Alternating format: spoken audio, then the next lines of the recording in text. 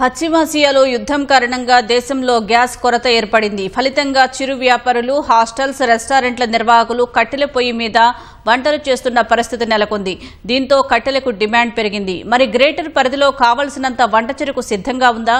కట్టెల విక్రయదారులు ఎలాంటి ఇబ్బందులు ఎదుర్కొంటున్నారు? ఈ విషయాలపై కట్టెల మండి నిర్వాహకులతో ముఖాముఖి. ఇరాన్ ఇజ్రాయెల్ యుద్ధం భారతదేశంలో ఉన్నటువంటి వంట గ్యాస్పై పడింది. వంట గ్యాస్ కొరత ఏర్పడడం వల్ల చాలామంది చిన్నపాటి టిఫిన్ సెంటర్లు కావచ్చు, లేదంటే రెస్టారెంట్లు కావచ్చు, వాళ్ళంతా కూడా గ్యాస్ పొయ్యిల మీద వండాల్సినటువంటి వంటను కాస్త కట్టెల పొయ్యి మీదకి మార్చేశారు.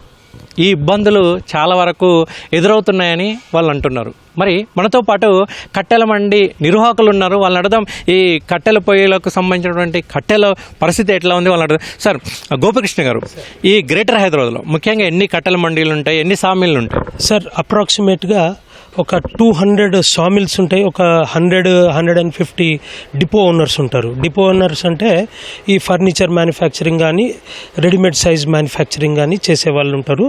ప్లస్ సామిల్ వాళ్ళు ఒక 150 నుంచి 200 మంది ఉంటారు. సో అందరూ ఈ కట్టె చెరుకు మనము పొయ్యిల కట్టె అని అంటాం కదా, అందరు చేయరు. ఒక 40-50 మంది అది చేస్తారు.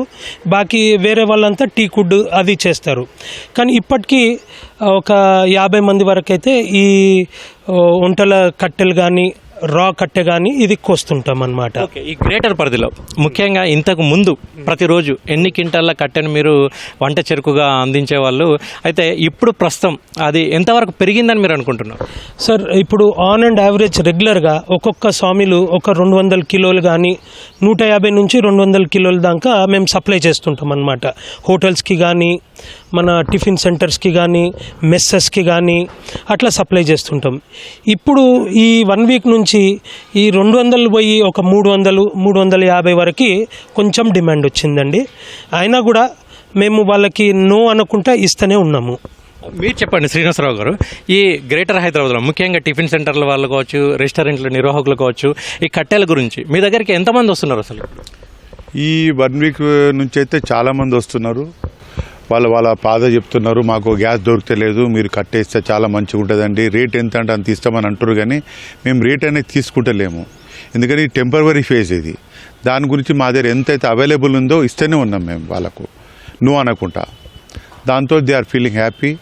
మరి చాలా మటుకు they are depending on wood now, because వాళ్ళకు గ్యాస్ అనేది దొరకలేదు. వాళ్ళకు మార్కెట్లో ఎన్ని పైసలు పెట్టినా సిలిండర్ దొరకలేదు వాళ్ళు చెప్పడం మాట అది. ఓకే, ఈ మార్కెట్లో గ్యాస్ సిలిండర్ను బ్లాక్లో కూడా అమ్ముతున్నటువంటి సంఘటనలు చోటు చేసుకుంటారు. అట్లనే ఈ కట్టెల ధరలు కూడా పెంచే అవకాశాలు ఏమైనా కనబడుతున్నాయి కృత్రిమంగా చేసి? లే ఎందుకంటే ఇది మా దగ్గర ఉండడమే తక్కువ ఉన్నది క్వాంటిటీ, అందులో ఏమని పెంచుతాము? ఇది చాలా ఆర్డినరీ ఐటెం, ఇది దానికి అయితే పెంచేదనే ప్రసక్తే లేదు.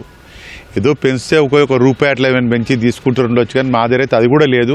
మేము ఒకటే చూస్తాం అన్నమాట, we want to help people. Whatever firewood we're having, we're giving them, that's all. ఈ వంట చేసుకున్నటువంటి కర్రను మీరు ఎక్కడికి వెళ్ళి తీసుకొస్తారు? ఎట్లా సంప్రదింపులు, అవసరమైనటువంటి కర్ర కోసం ఎట్లా మీరు సంప్రదింపులు చేస్తున్నారు? మాకు అది పర్మిట్ త్రూగా వస్తుంది. మాకు ఆంధ్రాకి వెళ్ళి వస్తుంది, ఇక్కడ తెలంగాణకి వెళ్ళి ఎక్కడైతే గవర్నమెంట్ దగ్గరికి వెళ్ళి పర్మిట్ తీసుకొని కొట్టిన చెట్లే మా దగ్గరికి వస్తాయి. పర్మిట్ లేకుండా ఏ చెట్టు రాదు మా దగ్గరికి. ఓకే, ఇది మొత్తానికైతే గ్రేటర్ హైదరాబాద్ పరిధిలో కావచ్చు, రాష్ట్రంలో కావచ్చు, ఈ ఎల్పిజి సిలిండర్ల కొరత కారణంగా చాలామంది చిన్న టిఫిన్ సెంటర్ల నిర్వాహకులు కావచ్చు, రెస్టారెంట్ల నిర్వాహకులు కావచ్చు, ఈ కట్టెల పొయ్యి మీదకి మారిపోయారు. అయితే వాళ్ళకు అవసరమైనటువంటి ఈ కట్టెలను సరఫరా చేసేందుకైతే ప్రయత్నిస్తున్నామని ఇక్కడ ఉన్నటువంటి మండీల నిర్వాహకులు అంటున్నారు. అయితే కట్టెల ధరలు మాత్రం ఏమాత్రం పెంచబోమని అంటున్నారు. ఎవరైతే ప్రజలు ఉన్నారో సామాన్య ప్రజలకు అవసరమైనటువంటి కట్టెల సరఫరాను చేసేందుకైతే తాము సిద్ధంగా ఉన్నామని అంటున్నారు. కెమెరామెన్ దాస్తో శ్రీనివాస్, ఈటీవీ న్యూస్, హైదరాబాద్.